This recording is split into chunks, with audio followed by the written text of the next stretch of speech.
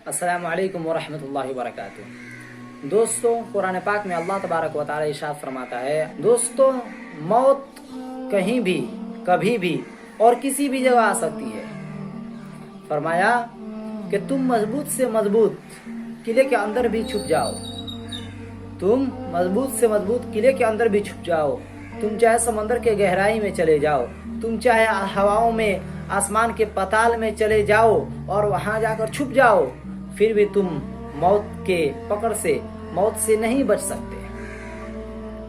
कुल्लु नफ्सिन जायकातुल मौत, के हर जानदार को मौत का मजा चखना है। दोस्तों मौत जब चाहे, जिस वक्त भी चाहे आ सकती है। दोस्तों मौत से मुतालिक मैं आपको एक वाकया सुनाता हूँ। एक बादशाह था, एक दिन उसका मन किया अपने इलाके में घूमने की, सैर करने की। तो उसने अपने लिए कहा कि मेरे लिए ऐसा लिबास लाओ कि इससे पहले हमने उसको भी नहीं देखा, मैंने ऐसा लिबास भी नहीं देखा हो, ऐसा लिबास मेरे लिए लाओ। तो उसके गुलाम गए, उसके लिए कपड़ा लिबास लाए, शाहाना लिबास।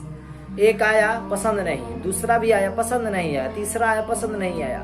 ऐसे करते करते उसने 60-70 से ज्यादा लिबास देखे, उसमें से कोई एक जाके उसको पसंद आया। फिर उसने अपने लिए सवारी मंगवाई, घोड़ा मंगवाया। तो एक घोड़ा आया पसंद नहीं आया, दूसरा आया वो भी पसंद नहीं आया। सैकड़ों घोड़ों में से कोई एक घोड़ा उसको पसंद आया। तो बादशाह वाली लिबास लगाकर, शाहाना लिबास पहनकर और शाहाना सवारी पर बैठा और जूं ही निकला कि शैतान ने उसके कान में गुरूर की, घमंड की फूंक फूंक दी। जब वो निकला तो आगे भी फौज थे, पीछे भी फौज थे, दाएं भी फौज थे, बाएं भी फौज थे, और बीच में बादशाह निकला। थोड़े दूर ही गया था, चंद कदम ही आगे गया था।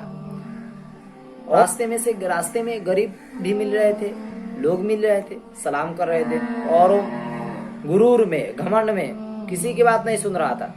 जब चलते चलते थोड़ी सी दूर आगे बढ़ा तो एक उसको फकीर मिला, एक बूढ़ा। उसने सलाम किया, अस्सलाम वालेकुम। बादशाह ने अनसुना कर दिया, घमंड में, गुरूर में आकर इग्नोर कर दिया। फिर बूढ़े ने सलाम किया, अस्सलाम वालेकुम। तो बादशाह नीचे देखा तो एक बूढ़ा, एक फकीर, एक भीख मंगा। कहने लगा कि क्या कहते हो? कहा कि मुझे आपसे कुछ काम है। बादशाह ने कहा कि मैं यहीं पे रुको, मैं वापस आऊंगा, फिर दरबार में आना और जो बात है वो कहना। तो उस फकीर ने कहा कि नहीं, मुझे अभी काम है। बादशाह ने कुछ नहीं सुना।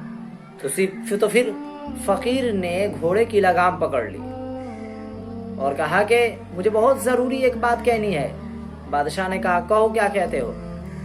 फिर उस फकीर ने कहा कि बड़े राज की बात है, सिर्फ तुझको बात जानना जरूरी है।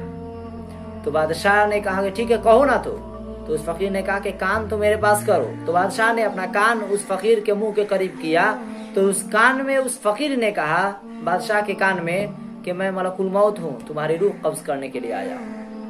खेल खत्म हो गया। वो हक्का बक्का घबरा गया, पसीना बदन से निकलने लगा।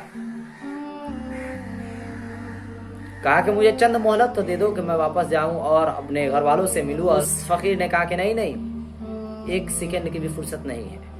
यह कहकर बादशाह की रूह निकाल ली और सूखे लकड़ी की तरह बादशाह घोड़े से नीचे गिर गया। दोस्तों आपने देखा कि कितना अच्छा उसके लिए वो वक्त था कि उस सवारी पे और उस लिबास में अपने मुल्क की, अपने इलाके की सैर के लिए निकला था। तो उसके साथ क्या मामला हुआ? दोस्तों इसलिए कहा जाता है कि मौत जब भी चाहे, जिस वक्त मौत का वक्त हो गया, मौत आ गई। इंसान को पता ही नहीं चलता। इंसान दुनियादारी में लगा हुआ है, घर बनाने में लगा हुआ है, हरामखोरी में लगा हुआ है, किसी का रुपया लिया, देने का नाम नहीं ले रहा, इतने में उसकी मौत आ गई। अब सोचे कि जब उसकी मौत आएगी तो फिर उसके साथ खबर में क्या मामला किया जाएगा। दोस्तों इसीलिए हम अपने मौत की फिक्र करें, अपने आखिरत की तैयारी करें, हम जिस काम के लिए आए उस पर ध्यान दें। मिलते हैं अगले वीडियो में। तो इससे पहले आपने मेरे चैनल को सब्सक्राइब नहीं किया तो प्लीज सब्सक्राइब कर ले। अस्सलाम वालेकुम रहमतुल्लाह।